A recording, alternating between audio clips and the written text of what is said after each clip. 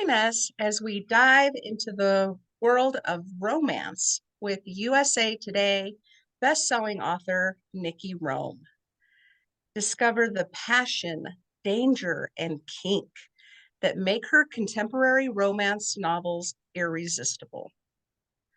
Get ready for a journey that will touch your heart and leave you craving more. Welcome to the Happiness on Tap podcast, where guests dive deep into the vulnerable experiences that contribute to their happiness. I'm Leanne Herron, certified health and life coach, owner of Finding Resilience with Leanne, and creator and host of this podcast. This episode is part of our entrepreneur series. Thank you for joining us for exploring the world of romance writing, a conversation with Nikki Rome. Hello, Nikki. Thank you for joining us. How are you today? Leanne, thanks for having me.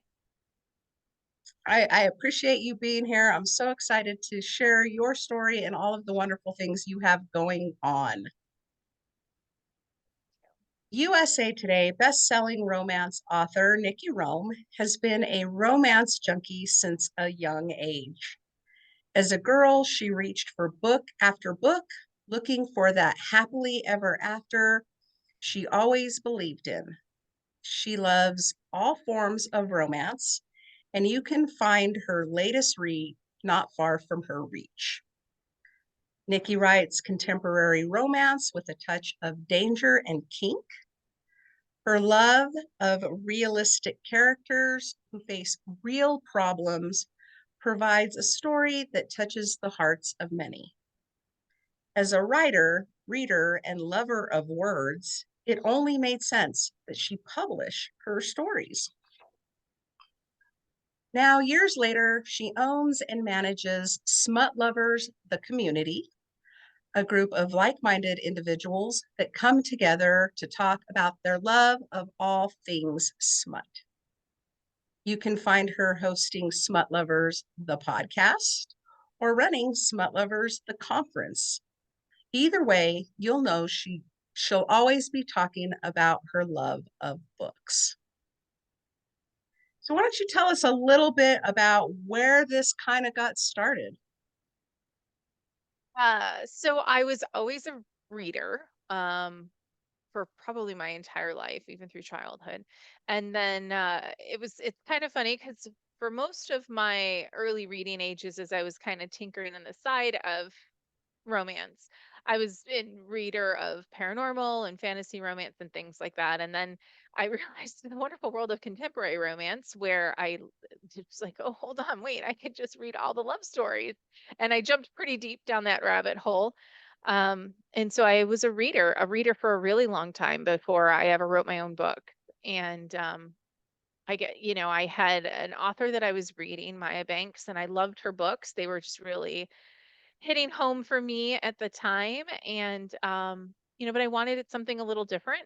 And I was traveling for work. I was working as a corporate trainer. So I was sitting in hotel rooms alone at night and started writing my own stories.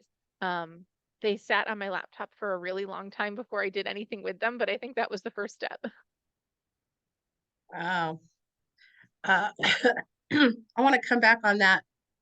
Uh, Happiness on Tap's mission is to provide value to our listeners by providing tips and tools while providing education and information. This series will include tips and tools from each presenter on their struggles, obstacles, and lessons learned along their entrepreneur journey that will provide valuable information to help save you time and your sanity. And I hope my stories and stories of our guests like Nikki provide hope and strength to remind others that we can weather any storm if we have the proper support. My husband and I have a passion for supporting entrepreneurs and small businesses. And when I opened my coaching practice, I knew that I wanted to continue this passion and have been having fun supporting other small businesses and entrepreneurs in a variety of ways, from sharing their stories, mentoring, attending their events, and buying from them, because that really is how we can continue to support each other and support our community and just continue to grow and build. So, Nikki, can you share with us your journey a little bit more in depth as a romance junkie and how it led you to become a USA Today best-selling author? So, as I mentioned earlier, I kind of wrote these stories and they were just sitting around on my computer. I met a friend of mine through our adoption journey when we were adopting our kids who had published, she had self published some of her own books, epic fantasy, which was not my genre at all. And I'll never forget, we were walking around Oakland Nature Preserve and she was like, "Well, you should just publish them." And I looked at her like she was crazy because I didn't know that was a thing you could do, right? As a reader, I just assumed you needed to be with a big traditional style publisher. I didn't know much about indie publishing at the time. I knew nothing about indie publishing at the time. I think after our first conversation, I was like, oh, well, I guess I could publish an ebook kind of thing. And I remember specifically asking her, but like, could I actually print the book and like have my book on my bookshelf? And she was like, of course. And so that's really where it all had kind of started. And I'm one of those people where if I'm going to do something, I'm gonna do all of it. So I published really quickly my very first series. I published all 6 books right away. Um, and then I hit some bumps in the road before I kind of went down the path of trying to get the USA Today moniker. And I did that through a kind of a different way, but it's common in indie publishing. I wrote a piece for an anthology with a group of other authors. And I've come to learn, the more I got to know it, things like USA Today or New York Times and so forth are very difficult to get on your own as an indie, um, because you just don't have the support that typical traditional publishers have. So you work together, and it was kind of neat for a year straight. It was like having little coworkers. We all wrote a story for an anthology. It was a holiday anthology, and we busted our butts marketing it for literally a year straight. And we hit the list. We actually hit the list right before the change. And there was a big change with the USA Today list where the woman who they had been accumulating the list for years was let go by USA Today. And the list was kind of put on a hiatus for a while. And they've relaunched it, but it's different now. Used to be you would only have to hit ebook, sales amounts, but now print books are part of it. So it's gotten to be more complicated to hit than it used to be, which is a little sad for the indie publishing part of our business and in our industry, because it was the one that was actually kind of achievable if you could work together. And so it was a really cool experience. When you're an author, really when you're any type of creative, you spend so much time by yourself, just doing things on your own that it was different getting used to working with people again towards the same goal, right? Because I had worked many years in the corporate world and then did this. And so it was kind of a little reminiscent of that, which was nice. Wow, that is I appreciate all that information because at some point, I may write a book. I have a title and I have some art and oh my goodness, I'm so sorry. I forgot to put my phone on do not disturb. Um, I have some art. I've started writing. I actually wrote out like my whole story when I was starting to heal from trauma. And I just threw it out to the internet, like the whole thing. Like, if you want to read it, here's my whole story. And, Yeah. but for me, that was like a healing experience. Like, I finally felt like instead of holding in and worrying about protecting the people in my life who had done things to me or whatever, that I was giving myself permission to hold them accountable and to not continue to hide those behaviors. And so it really was my healing experience just to put the words on paper. Way for a lot of authors. I've written through some of my own trauma and I write fiction. And I find it, it's just as healing for me to do it when I'm writing my story through a character I've made up, versus writing a memoir kind of thing with my own personal experiences. I tried that. I tried writing some of my stuff down and I was like, no, brain's not going to process that right. We're going to keep going the way we do. And but the nice part about writing it in fiction is I get to write these happily ever afters for these characters that these terrible things have happened to. And so for me, that part of it was extremely healing. And I've learned, just through that process, like so many readers process their own trauma through reading it too. And I admire what a book can do for a person. I really do. I think it's amazing. Thank you too for sharing about, the anthology and working with a group. I think that's something that I would really enjoy because I think you get to learn so much. I'm assuming like Yeah. you pick up different things or how you write, how it fits on a page. I mean, all those things, and just to have this like mind group that you Yeah. worked together, and I think that'd be a really cool thing. So I'm gonna keep that on a list of things to look into.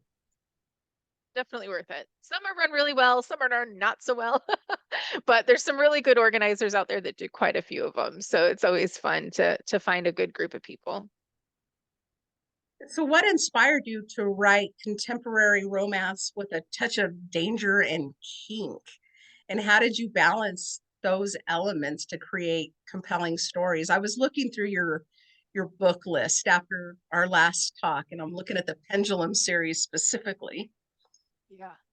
That's those are fun. Those are my erotica series. I so the touch of danger just kind of came naturally. I did a lot of work in trauma when we were getting ready to adopt our children. I learned a ton about it. I learned about life skills and things like that that we would need in our house to make a happy, functional home kind of thing. And when I was writing that first series, as I mentioned, I was writing through some of my own trauma, but I also found a lot was coming to the page that I had learned about others' stories and situations too. And so that fine line of danger was always kind of there. My first series was more gray, and then they just kind of got darker as they went because I love that thrillery mystery kind of part, the darker romance stuff. I love that part that brings the plot forward. The kink stuff kind of was one of those things that again kind just came naturally. I read a lot of books with kink in them. I was a slightly kinky human myself. I was not a huge fan of everything that I read, because it just didn't really sit right or feel right. And I'm a what's considered a pantster writer, so I don't really plan anything or plot anything. And I realized as these characters were developing, they had kinks of their own that were just coming out. And so I leaned into it. I leaned heavy into it. Um, and I enjoyed it. And it's driven a lot of my business forward. The more work I've done in the kink community, and then of course with Smut Lovers, which I'm sure we'll talk about here in a bit. It's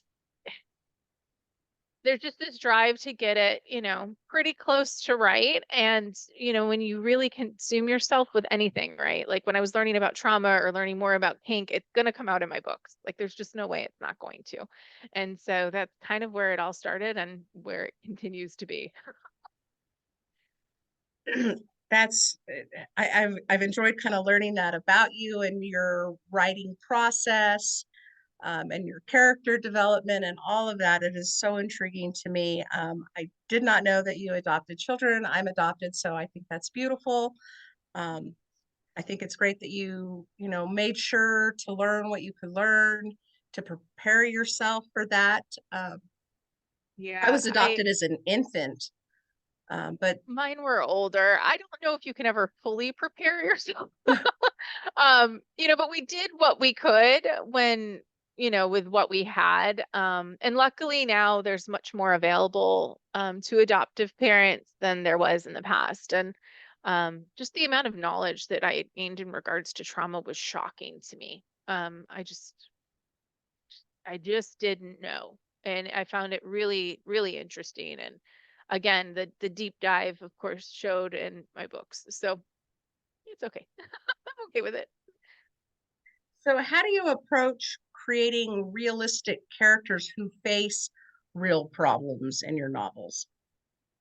Um, I'm very character driven. when I'm writing, since I'm not planning out a big fancy plot and everything. I mean, there is a big fancy plot by the time it's done, but the characters really drive my stories. And, in the beginning, I leaned a lot heavily on my own personal experiences. I dealt with a lot of medical trauma through infertility and such. And I find, if you read my first series, it's very evident. There's lots of babies. There's lots of like baby scares. There's, all these things that happen to these women. And like I said before, I get to write this happily ever after for them that, I never really got. And so it was one of those where I realized if I could incorporate some of my own personal experiences in these characters, then they felt so much more well-rounded than if I were just making up a complete crazy person who is just, no relation to anyone I knew. And so when I was starting, that was pretty big, and even just people or things that you see. Like I'm a bit of a people watcher, so I'll see or observe an interaction between two humans somewhere, and then it influences what I'm writing. I'm never writing word for word who that person is or what the scenario is because again, I don't plan crap, so I start writing and it goes all squirrely. But that was, I think, one of the things that I was able to do early on that helped me keep my stories more realistic was writing, based off of situations that I had experienced or those close to me had. Um, and and I had to be conscious of it when I was first starting, but now I don't know a serial killer who kidnaps people, but I sure wrote one. And I think it just starts to become second nature once you get used to it. Mhm. And I think that's something that I enjoy as a reader is when I know that the author is using their story in the book. Yeah. And it's heavy and it's, places that they travel to or different experiences in attending a play in a different country. And I mean, just all these Right. things. And you're reading it and you're reading the story and the characters, but at the same time, it's like, man, this author really got to go do these things, and I get to Yeah. experience these things through their eyes and through their words, and I love it. And that is a huge connection for me. Yeah, I think it is for all readers. I mean, just the environment the universe you build. I mean, I write everything in the same universe, so there's a lot of overlap with my characters. Most of my stories take place in New York City, many in Miami. They travel between the two cities pretty fluidly and easily because that's where I've spent a lot of my time, right? So it just makes it simple. Um, and I think the other part of it is sometimes is it's just anything that you can incorporate that's like a relatable thing to your readers. Like my crazy psycho killer dude, right? Like he's got this weakness for his mom, right? And so like she's the only one who could do anything or say anything or sometimes it's the dynamic between like a teenage child and a single dad kind of story or parents are big in my life. My parents are really big, and so I find these relationships between my characters and their parents to be huge. You're hugely influential. And even if because again, I write dark romance. So even if they're like completely off the chain crazies, they've got really good relationships with their parents or their found family, like three best friends who have been inseparable since childhood because they bonded over some type of trauma. I mean, those are real things that happen in the real world. And many times readers will pick up on that and like they can picture themselves and their two best friends that they had known since they grew up with, or their mother telling them to, pick up their shoes by the front door, even though they literally just murdered a person an hour beforehand. I mean, again, make believe. We're make believing here, but Oh, so that is great. I want to go into your community, your podcast, the conference. I'm so intrigued. I love that we've come together and I get to witness this and be part of it and join in because I didn't realize how much. I mean, I know I'm a smut lover, but I love this whole community that's out there yeah. to share that with others. So tell us more about the community and how it came to be and what role is it playing in connecting romance enthusiasts. So one of the first mistakes I made when I published my books was I put out 6 books and then I did nothing. I didn't know what to do next. And I had went to a conference that November, and it was very business heavy. It was, there was craft and marketing courses, but there was a lot of business classes. And I remember stepping away from it thinking, gosh, I don't know what I thought I was doing. I had owned other small businesses before with my family. Like I know how to run a business, but I was not running my author business as a business. I just wasn't. And one of the big things that I had stepped away from with the conference was that you needed this group of people. Like, who are your super fans? What's your reader group look like? How many super fans? I was like, I have no idea. Like, what do you mean? I don't have a group. And I spent about a year trying to cultivate this group on my author side of my business. And I was just struggling with it. It was hard for me to be authentic in the group. It was hard for me to kind of figure it all out. And then as I started writing more and more kink, I have found that it was really difficult for me to find the resources I needed to do it accurately. I mean, like I could write impact play, I could write primal. Those are things that I participate in. Like I have real life experience there. But I couldn't write like an electro scene or blood play so I was struggling finding resources. And that's where Smut Lovers really kind of came about. And so now over the course of gosh, about a year and a half, almost 2 years now, we've built a community of over 5,000 people through our Facebook group, and they are readers and authors and just kink enthusiasts who love smutty romance books and aren't afraid to shout it from the rooftop. And it's developed, of course, into the podcast and our conference as well. It's got, the community. One of the things I did last year is I think it was on our 1,000 or our 2,500 member giveaway. I had said, post, comment below one thing that you love the most about Smut Lovers community. And the most common thing was the amount of people who were like, I can fly my freak flag and I'm welcome here and I could be my true self and all this stuff. And I tell you, like, I am not a crier, but I was getting teared up. I was like, oh my gosh, like we have really done this. We built a community of people who are inclusive, who love smutty books, and who want to read and recommend them, which is what's happening now naturally in the group on its own, which is really amazing. And that whole feel, that vibe that we have online transferred in person to our conference that we just had in September. I mean, the feeling of that. I mean, I've been to so many conferences for every industry I've ever worked in, and then lots of book signings, of course. There's a lot of us and them feeling no matter what you do, right? Many times feels like a popularity contest. Because our goal of the weekend wasn't just the book signing, but the educational part of it, like everybody was working towards the same thing and everybody was just so welcoming. And I feel like that's like the biggest accomplishment we've had with the community is, we've brought people in. People are not afraid to invite others because they know that it's a safe environment that we can get together regardless of who you are in your daytime life and just talk about all this money stuff. And so it's been amazing. And I love it. I love the safe space. That is something I try to build and make sure people know this is a safe space. You can come, we can share, we can learn without fear of shame or judgment. We leave that out the door. And Yeah. and so that has really helped my community, my group of thriving women that show up every week to connect and be in community, to be able to talk about those things I don't talk about anywhere else, or to be able to experience, like you said, and we're going to talk more about the conference, which I can't wait because I love that. Um, that they can experience things that they're only reading about in books. And I honor you for what you have created. So I would love to go forward and share that. But I want to talk about your upcoming thing that's coming up next for the community, for smut lovers. Yeah, there's a lot of things that seem to be coming up next.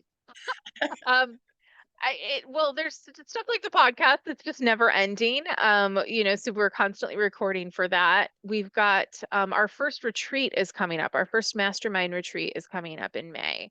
And so I'm really excited about that. Retreats are something that we had been wanting to get into for a while, but I wanted it to be, I mean, education's kind of one of my passions.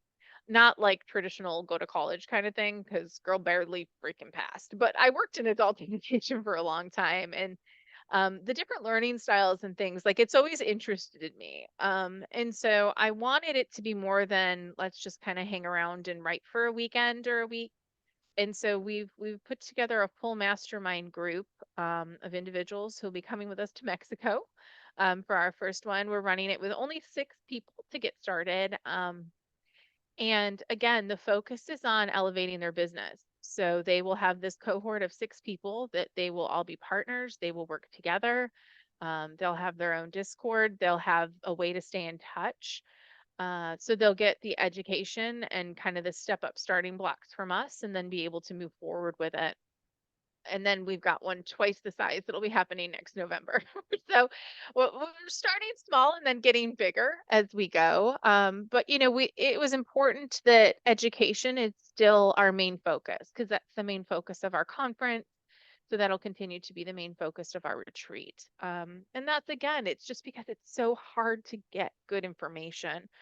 I think in any business, there's a bunch of people out there who are just reiterating the things that everybody else is saying, right? Like, come take this course, come take this course. Oh, just because I'm saying it differently than that person. When at the end of the day, when you get down to the nuts and bolts of it, everyone's saying the same thing. I've We learned that. learn best. Yep. We learn best in working environments of like-minded people. And so I'm really excited to see what our first mastermind group will bring to the table in May. Yeah, I look forward to hearing some stuff that goes on at that and after that, because I do love the getting together in a group to help people elevate their business and providing them education to get there. And so my community, that's something that I really promote within the community is a knowledge share. So Yeah. if you're attending a workshop or watching a podcast or whatever, if you learn something that just gets you on fire and you want to share it with somebody, this is your place to share it. Right. Do you have a mastermind coming up? Do you want to get together with somebody else in the group and collaborate, a blog post or plan an event? I really want to promote elevating their business. That is my big priority within my community. And so, again, I honor you for doing that within yours because it is such a valuable avenue for people that we just didn't It have really before. is.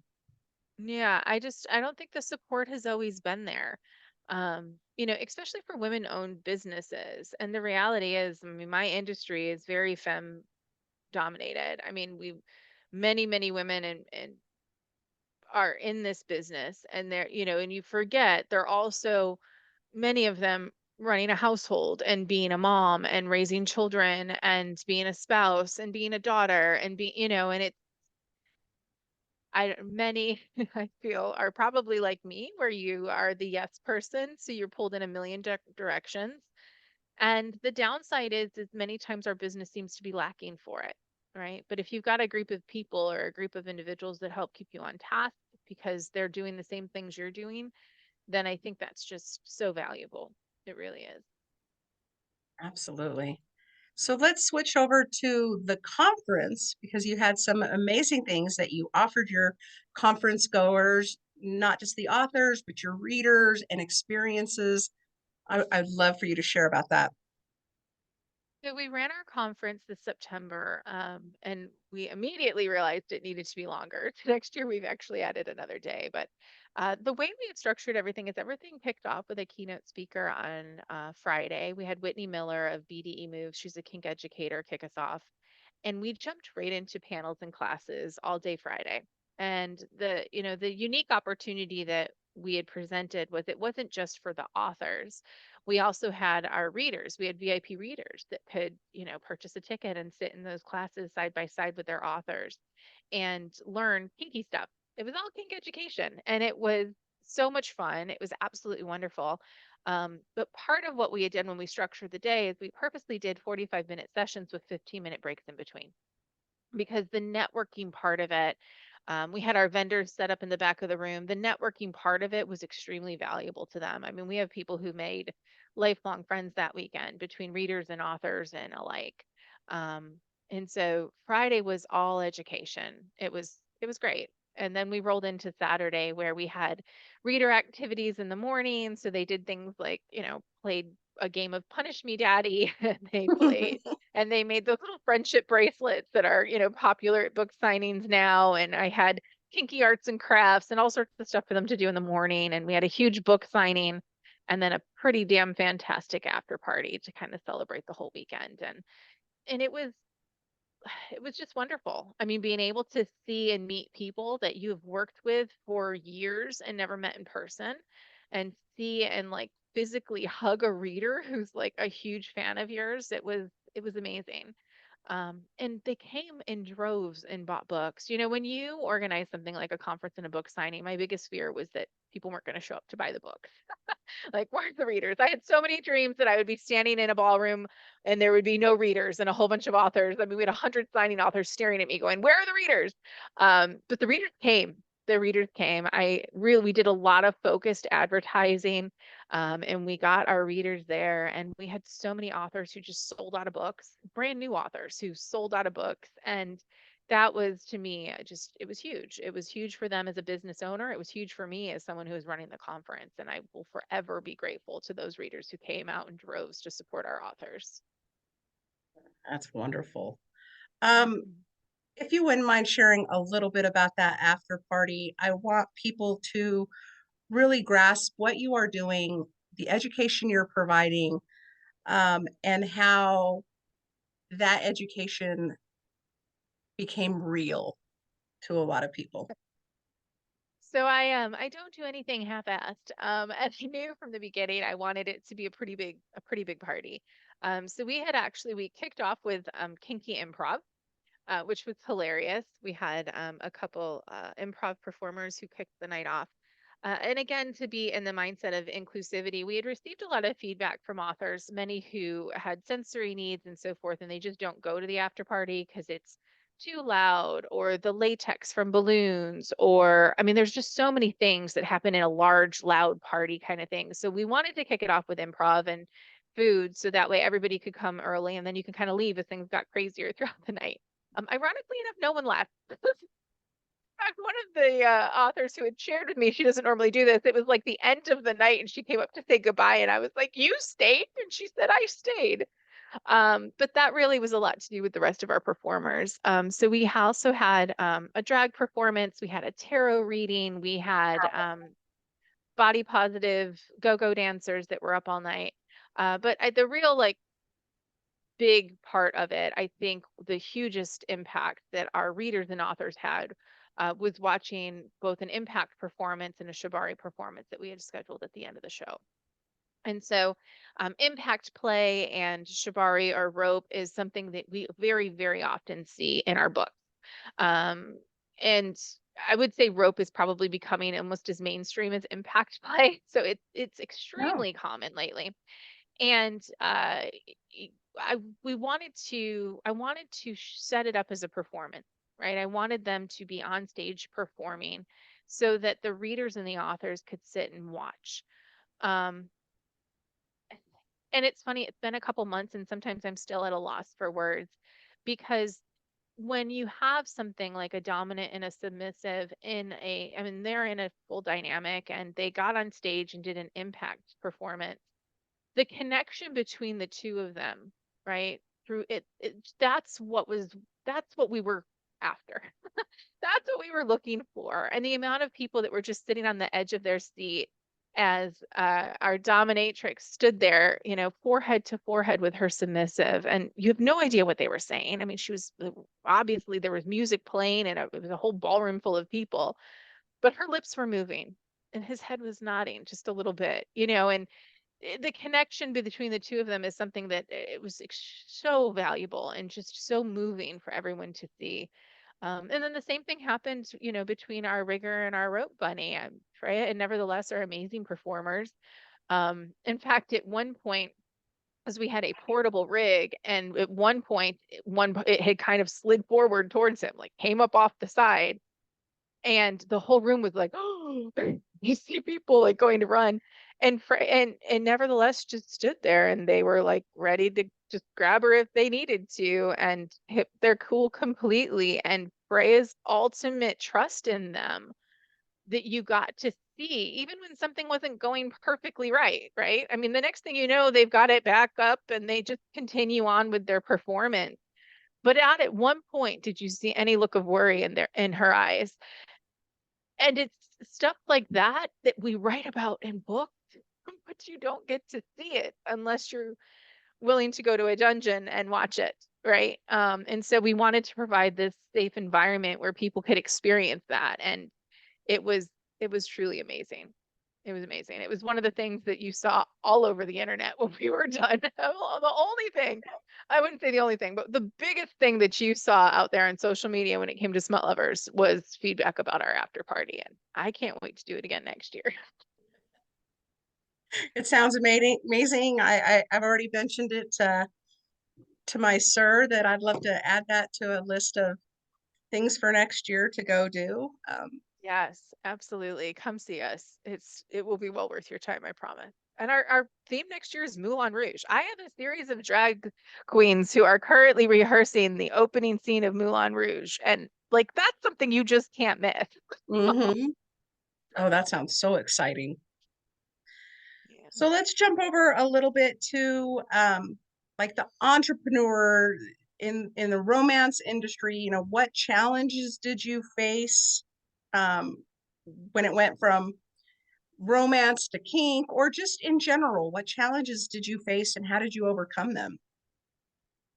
I, you know, the biggest, the most difficult part is as an indie publisher is really not understanding how much of everything you have to do.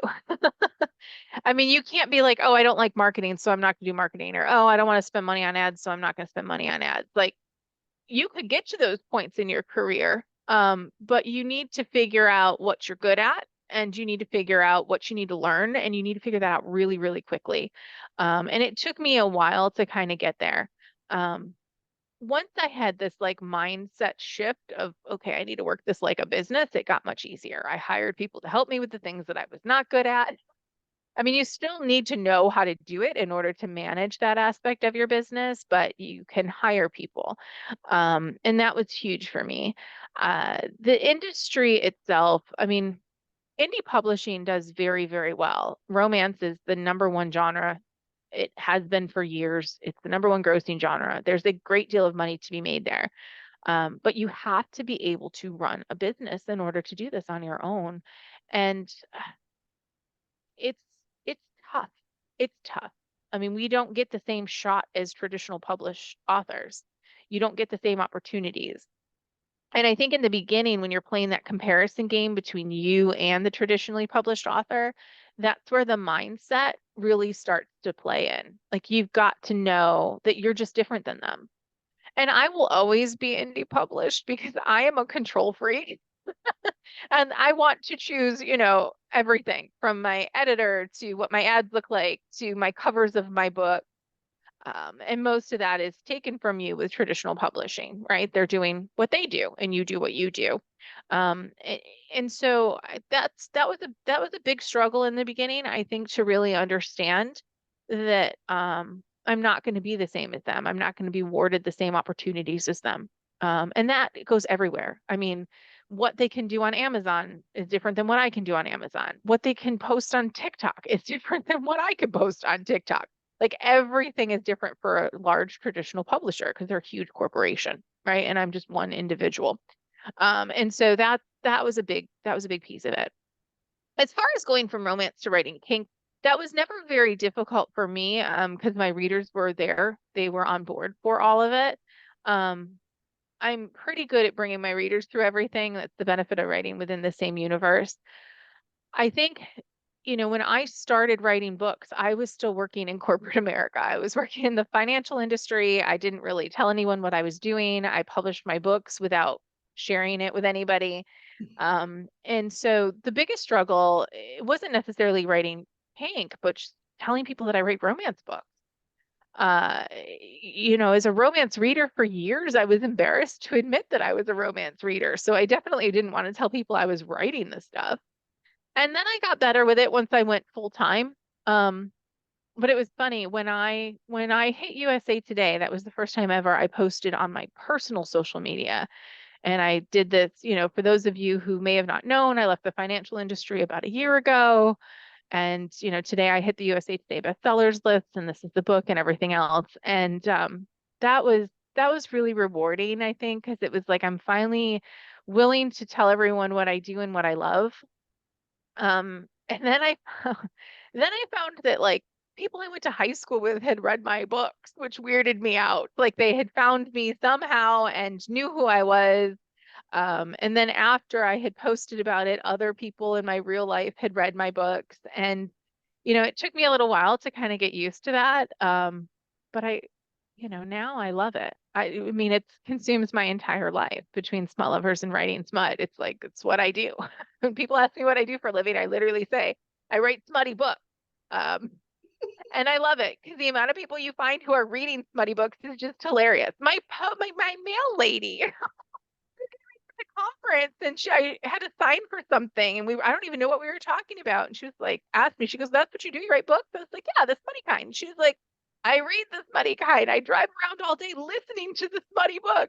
I love And the it. next thing I know, she read like all my books and put a letter in my mailbox and was like, "I just want you to know I love them." And I'm like, you never know. You never know who's out there reading things that you're reading who are more like you than you ever would have known. And it was just the fear that kept me away for so long from telling people that. And that stinks because I really feel like I robbed myself of a lot of really good years. I agree. And we live in the world of shame, our own personal shame, our own fear, societal shame, all of that stuff, and stepping out and being, empowered, like you were when you finally just said, "This is who I am. This is what I write. This is what I Yeah. do." Um, for me, the same thing. It was that empowerment to just say, "You know what, you can take me or leave me, but this is what I do."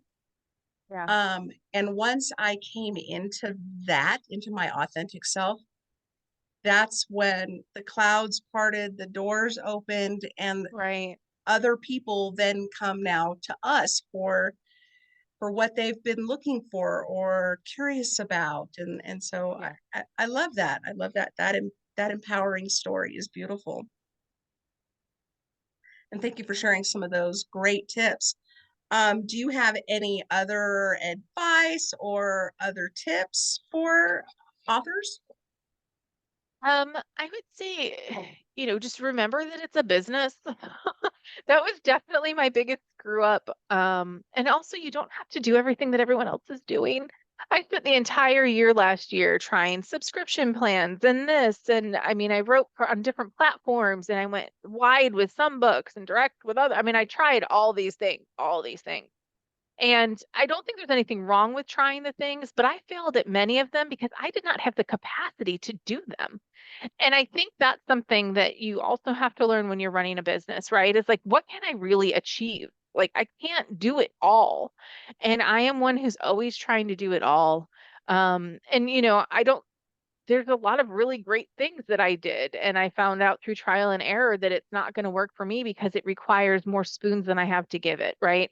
And so I think that's probably one of the biggest ones. I wish someone in the beginning would have told me that it's not a race, that you could chill out, you could slow down, you could make educated decisions instead of just doing, I'm gonna do this and I'm gonna do this and I'm gonna do this. If you get exhausted and burnt out really fast. Absolutely. And again, that's another thing I love that you brought up, because for other entrepreneurs, if we can share that information to help someone else, that's my mission, help save people time and their sanity. Yep. So again, if I attend a class or I'm doing a workshop or I'm watching a Tony Robbins, whatever, if it's something that I think will benefit one other person just by knowing that shortcut, for me, that's the same as having a coach or having a mentor, which I've been blessed and have both. Um, to be able to go to them and say, "Okay, I'm thinking about these things, but I'm thinking about all these things. Like, can you help me find my focus, Focus. my Yeah. clarity?" And then I can carve out like a certain amount of time in my calendar that's going to be my main focus so that I can see if it'll work for me. See, like you Hmm. said, see if it's more than I can handle. Um, if I need to reach out to somebody else, I mean, it provides that avenue to step back. It And does. I'm also going to be interviewing my empowerment coach who helped me when I was in school to get certified to be a health and life coach. But when I was on fire, because I had just attended a conference, we know how that is. We come back, we Yep. want to do it all. Yep. And um, I needed direction because all I kept thinking in my head was, I can't accept payment as a coach if I haven't done all of the steps to open my business. What are the steps? What is the right order to do them in? So I'm not wasting so much time and energy and money and, just getting frustrated all the time. And Yeah. so I had held one of my empowerment sessions to talk to her and said, okay, I just did this conference. I'm ready to go. Can you provide me a roadmap? What do I need to do and in what order? And that was by far the best thing I ever did for my business because I was able to take my dream and turn it into a reality in 2 weeks. And I want to be able to help other people do that. If they've been wanting to start a business but didn't know where to start, or they've started and they've hit brick wall after brick wall, um, just to be able to provide a roadmap and say, just do this in this order. And to be honest, I think that's extremely valuable what coaches can provide people who are in those situations. I mean, now at this point, I have people who work for me who do that for me, right? You've got the people who work for you now that I can bounce things off of. The woman who helps me with the conference, she's like my little list maker. She travels with me as my PA, and we work on Smut Lovers stuff at the same time. And but there's many times where she'll just look at me and be like, "No, no, you can't do that. Like, no, we're not doing that right now." And I wish I had somebody like that earlier in my, and I don't always listen to her, but I wish I had that earlier in my career. I mean, I had a friend group of people who were also authors, um, but their drive was different than my drive. We also wrote in different genres, which was difficult. I mean, I had one who wrote books because she enjoyed it. It wasn't really going to be a business for her. I had one that wasn't published yet. And I was like, I am going to make this a business. And it was, when you are going this way, and this is the only way you want to go is up, and they're good here. They're fine. I mean, there's nothing wrong with being good here. I admire those who are good here. I wanted more. It got hard because you reach a different level and that you've kind of outgrown your group, right? You've outgrown your people. And so, having a coach or someone who can help you put a roadmap together, help you make those decisions, I think is so helpful, especially early in your career. And I just didn't have that to start with. Probably a lot because still wasn't owning the fact that I was an author. Like it was like, am I allowed to call myself an author now? Like, is that okay? Like, is this really what I do? Yeah, I had to get there. I had to get my mind there before I could make it work. And those were things that I learned like through Tony Robbins was not only, finding your why, um, honoring that, being your authentic self, but also knowing from the very beginning that coaches need coaches. Yeah. And you look at some of these people like Tony Robbins or some of these other influencers that are coming up, they have multiple coaches. They may have a finance coach, they may have a love and relationship coach, they may have, all these different coaches that are helping them grow and become the best person that they can be. And, it's not just about marketing and advertising and all of that, but it's the core work that we all need to do for ourselves to deal with things like value and our own value and how we value ourselves and our relationship with money. And, so those are all things that you just don't know how to do it on your own. They weren't taught in school. Oh, I And now, wish. I'm 50, so that's a really long time ago. Exactly, exactly. But Because having those, even if you did learn it earlier, it's not like you do it every day, right? Like the financial side of my business was easy for me because I worked 20 years in the finance industry. You know what I mean? Like that was a no-brainer. I have people who call me all the time and they're like, "How do I open a business checking account?" I'm like, "Okay, do you have an LLC?" wait, what's that? And it's interesting because I worked with business owners for so long. That part came very naturally to me. Where I struggled was the marketing, the advertising, the PR. That was stuff I had never done before. And I mean, picking and screaming, but I got there. Yeah, and my background was kind of similar too. I was an accountant for 20 years. But Right. it's different when you're an accountant working for a large corporation and starting your own business. I Very I different. had so many experiences over that 20 years. I was actually in the initial hiring crew for starting the lottery in the state of New Mexico. Like we started with a building and that was it. We had to do it all, and we had to launch, and we had to be at events, and at the end of Yeah. the day, we were dropping buckets and boxes of cash on the table and sitting there just counting $1 at a time Yeah. and banding it Yeah. and taking it to the bank and all those things. And so that was such an amazing experience for me, but still opening my own business, that was something still totally different. It feels very different, doesn't it? One of my very first jobs, I don't know, I was probably in my early 20s, was I was selling franchises way back in the day when franchises were like a huge thing. And there was there was a book, and I always tell myself I need to figure out what it was called, but basically the premise was just because you're really good at doing what you're doing doesn't mean that you could own your own business. And I always think back on that, and it was part of what we provided them as training with this book, like really dig deep and figure out if you can do it all or if you're willing to do it all, right? I could, you just have to want it. You just have to be willing to do it. It's not an ability or inability. You have to have it's the will, it's the drive, right? And I always think back on that and I'm like, I still don't love advertising and marketing. Like, still not a fan of it. I also have an I have a company that does it for me and I still don't like, all I have to do is look at the report every month and I hate looking at the report. Like, I just have a brain block with it, but I want everything else so bad that I'm willing to do it. And I think that's the difference between somebody who, does really well working for another company versus somebody who does really well working for themselves, right? Like, what is it that you want so badly for yourself?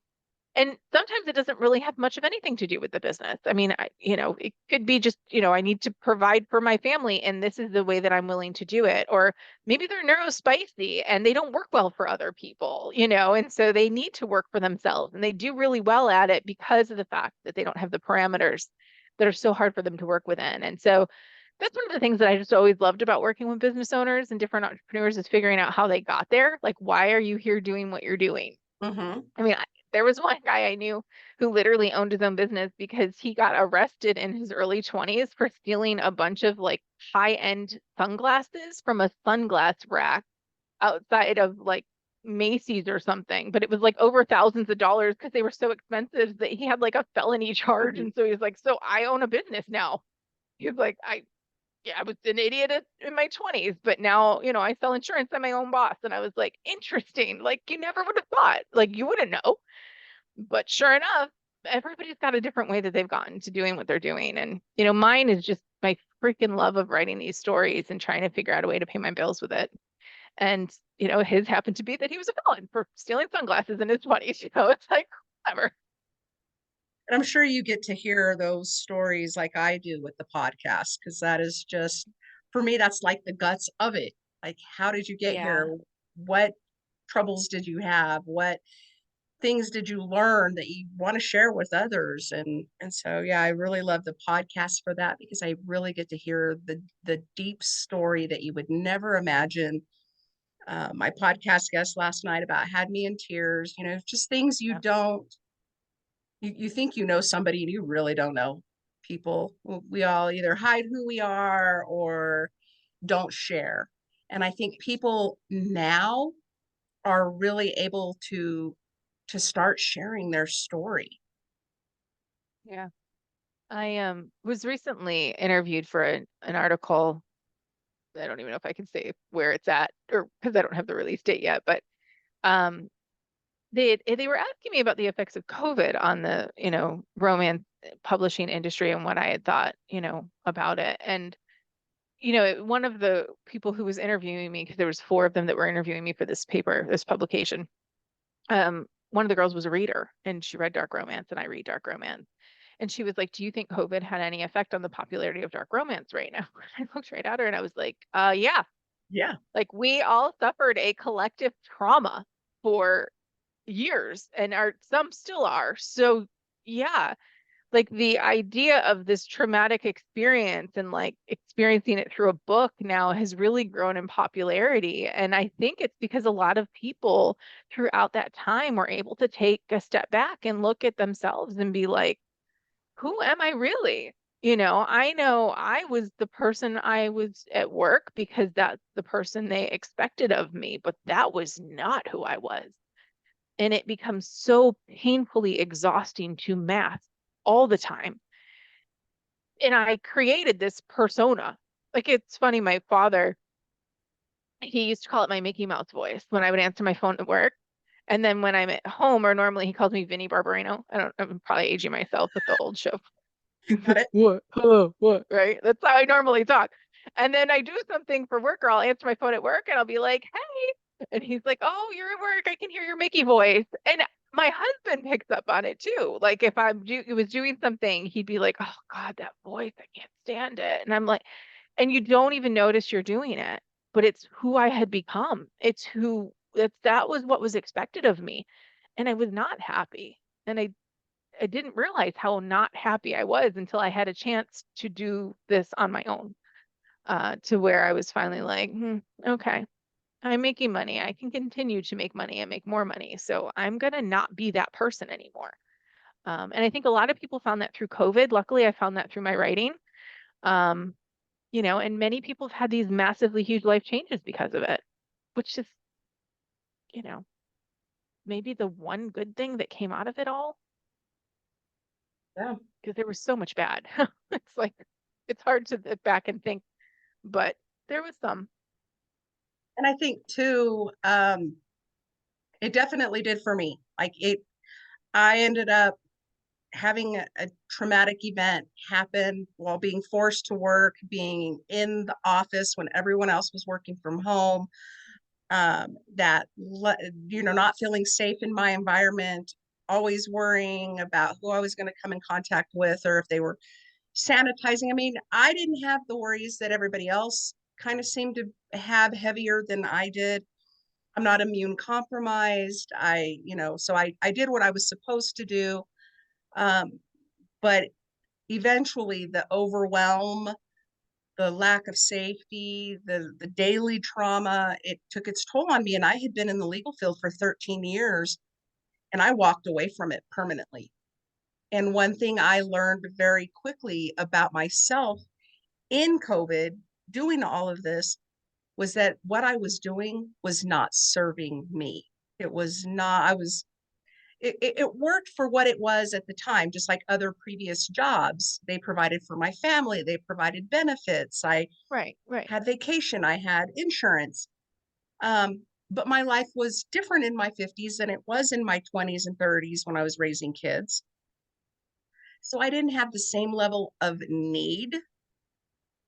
And I really found that, I didn't even like what I was doing. I didn't like anything about being in the legal field because I really wasn't truly helping anyone other than the attorney that I worked for. Yeah, yeah, And so it opened that door. It gave me that opportunity to say, okay, I'm out. I'm done. I need to have.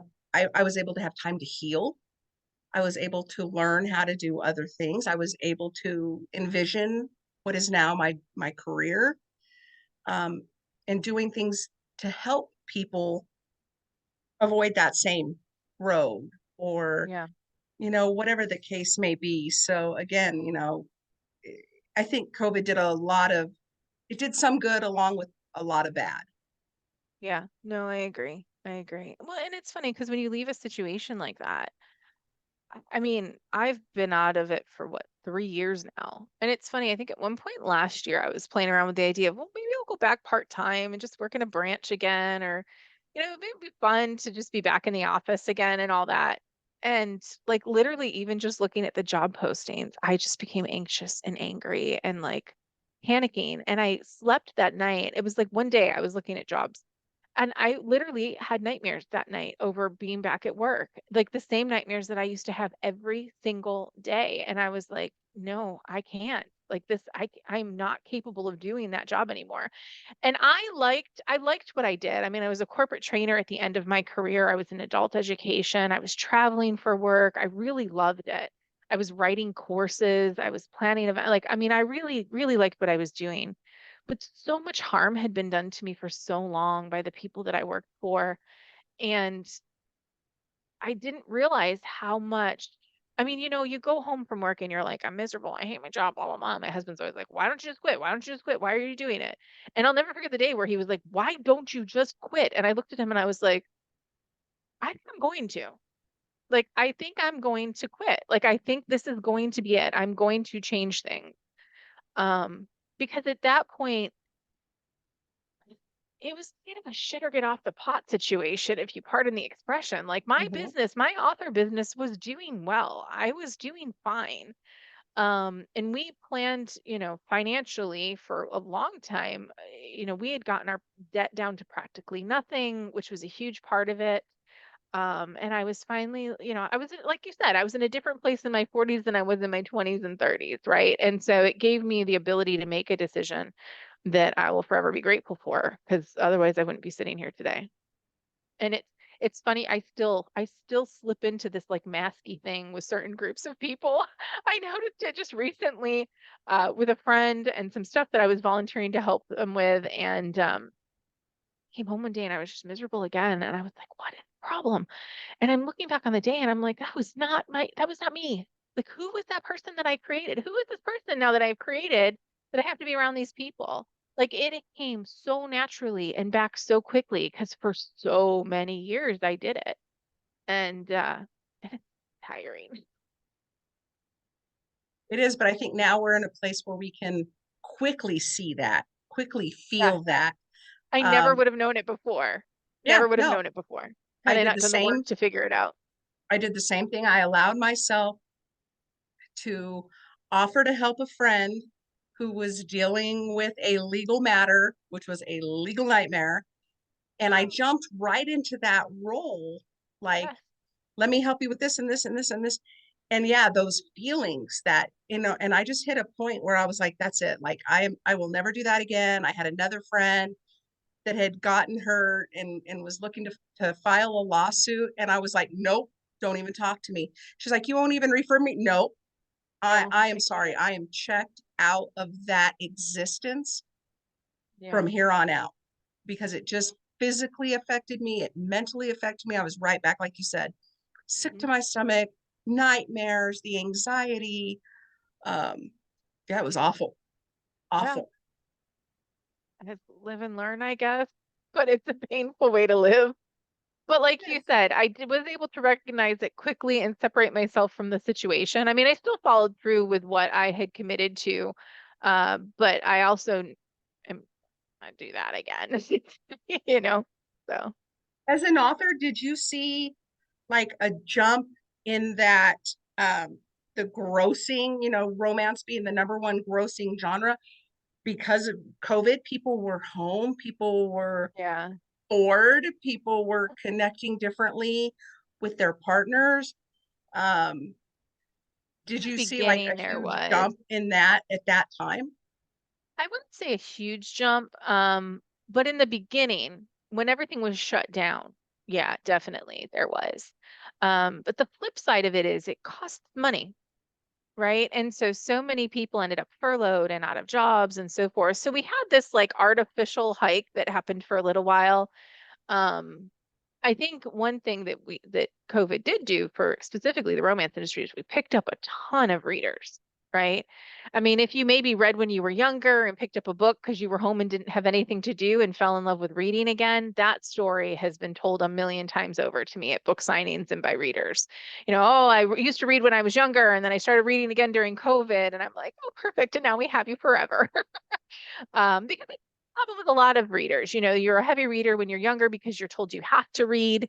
And then, maybe by the time you're done with college, you're like, I'm never going to pick up another book again. That was me. Yeah, and so then you either find a series or something that has opened your eyes into reading again, so you've picked up a book and you've fallen in love with it again. But I think a lot of people picked up a book because they didn't have anything else to do. They were looking for something different, and so I think that's really cool. Yeah, that was definitely my story. So, can you tell people where they can find you? We touched on some of your upcoming stuff, which is wonderful. But tell people where they can find you so they can latch on to everything you got going on. So pretty much anywhere, if you just type smut lovers into Google, you'll find my entire life story, which is great. All of my publishing stuff is under Nikki Rome. So, my websites are really the best places for all the things. We obviously, our community is based on Facebook, our Smut Lovers community. We would love to have you join if you're a lover of smutty books. Find Smut Lovers there as well. My publishing company, as I mentioned, is Nikki Rome. I'll have a handful of releases this year coming. There's already 30 plus books that'll keep you busy in the meantime. And that's pretty much where all my signings, my appearances are all listed there as well. Because I do travel quite a bit. I teach and speak at other conferences, and then do book signings too. So I'm all over the place. Wonderful. And if people want to hear more about our other conversation, um, I had Nikki on Monday. Our topic was love, danger, and kink, of course.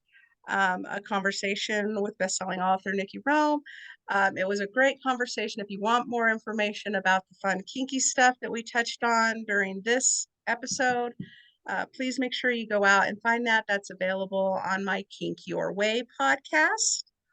But I want to thank you, Nikki, so much for your time, for sharing your story, for all of the valuable tips that you shared with other entrepreneurs and upcoming authors, for sharing about your conference and your community. I think it's all amazing, and I look forward to getting to know you more and more about that kind of stuff because that's right up my alley.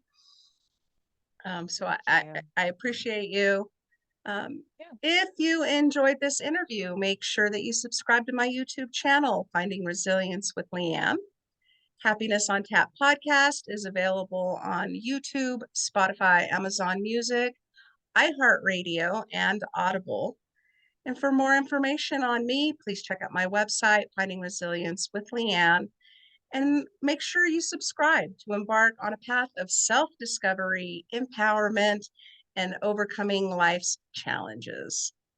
So thank you so much, Nikki. I appreciate your time, and everything you shared. It was wonderful. Thank you. I had a great time. I had a great time.